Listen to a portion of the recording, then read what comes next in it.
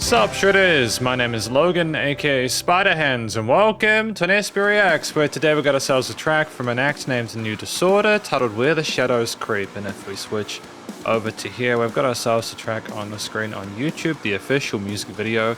Apparently this was released just a week or two ago, as I understand it is at the time of the recording there. They're an act with 4 albums under their belts, so they've got a bit of tenure. It'd be good to check out this track from start till finish, and we're going to hear what we think. Let's go, let's do it. Straight into it with the riser.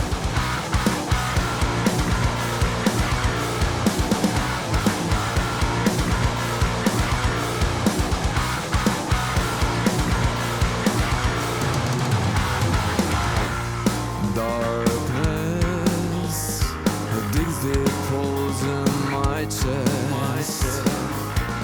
Dreams and shadows where I can find some rest.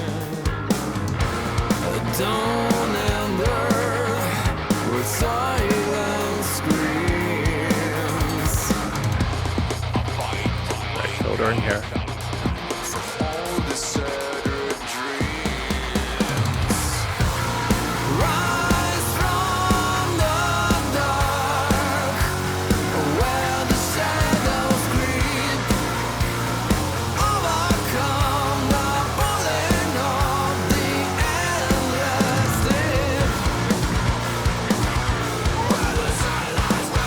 Yeah, well done.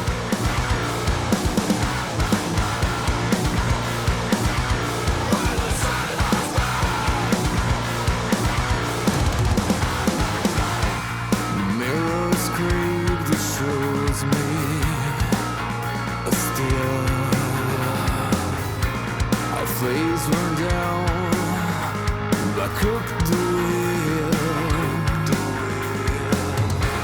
The fight's not over.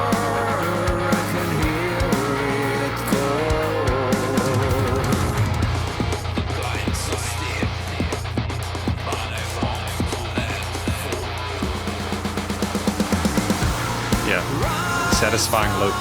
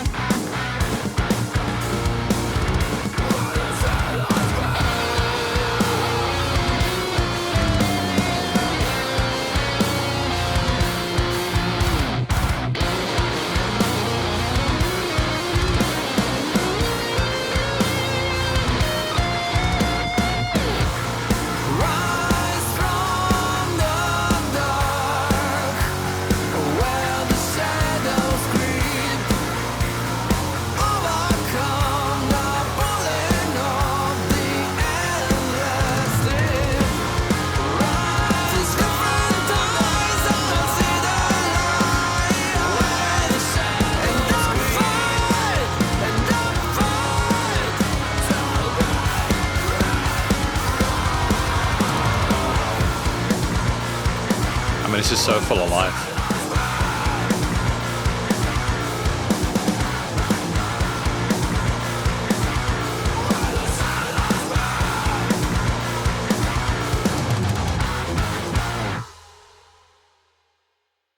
Excellent. I can see why this guy's been getting some attention with this track. We're going to talk about it more in the conclusion. Because welcome to the conclusion of my review of this track from an act named New Disorder titled Where the Shadows Creep.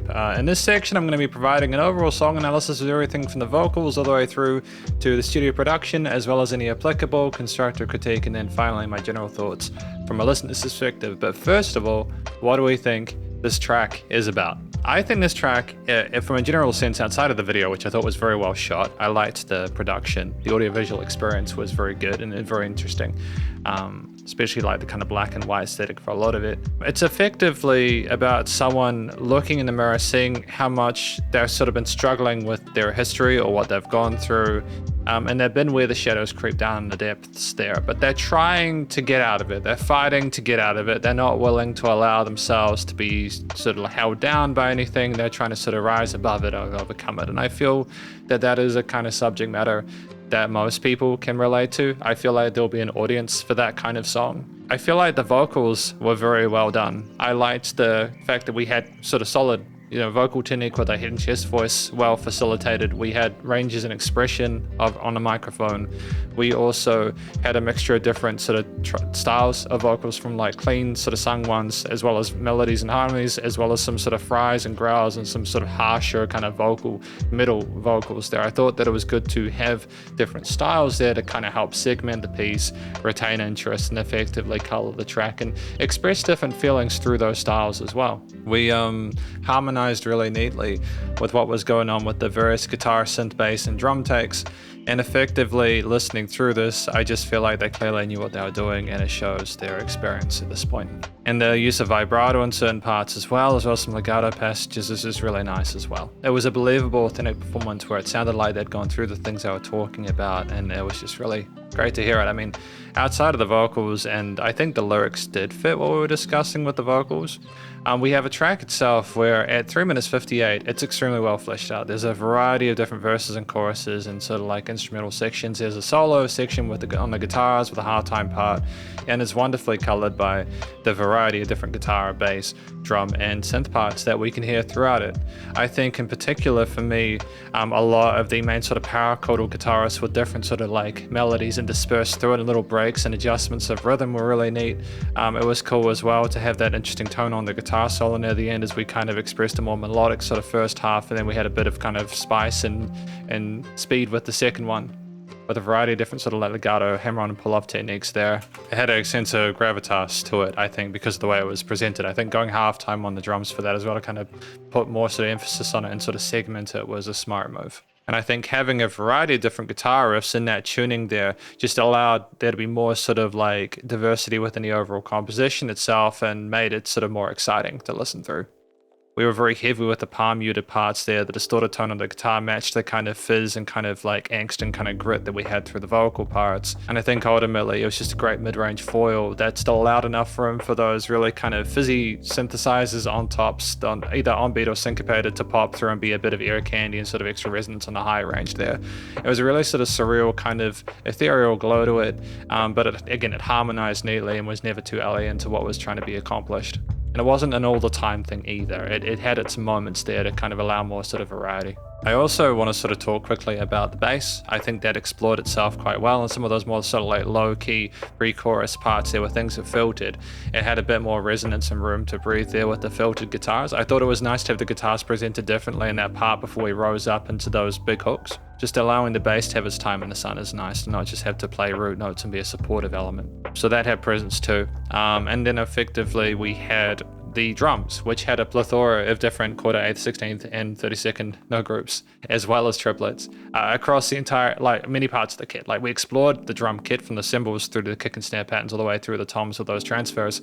And we had the fact we had so many different fills and transitions indicates we had enough flexibility within the approach for the songwriting in order to be able to do that. It shows a great sense of chemistry within the band to be able to have that sort of flexibility to it, as well as to know that if you do the same thing too many times, it can be sort of, a little bit overdone. Because if a track is less than 2 minutes, you might be missing some sort of additional context to sort of really sort of understand what's going on. But if it's longer than 4, you really cannot play things too many times, otherwise it does become a bit stale, and I just feel like they had a good balance here. There was a great sense of dynamic range to the drums as well there. We had some sort of pianissimo parts there with some of the hi-hat snare patterns there, and they were clearly sort of compressed and post, but like just having that body and ceiling there was nice. That space to be able to have it either get a bit louder or be a bit sort of lighter with some of those ghost notes. And we were also incredibly tight on the drum kit. It's just, this is not me just glazing for the sake of me feeling the need to be positive. It's just, it's a really sort of effective performance overall instrumentally. And I'm just really happy with what we were able to accomplish there. We were supportive and pocketed when we need to in order to allow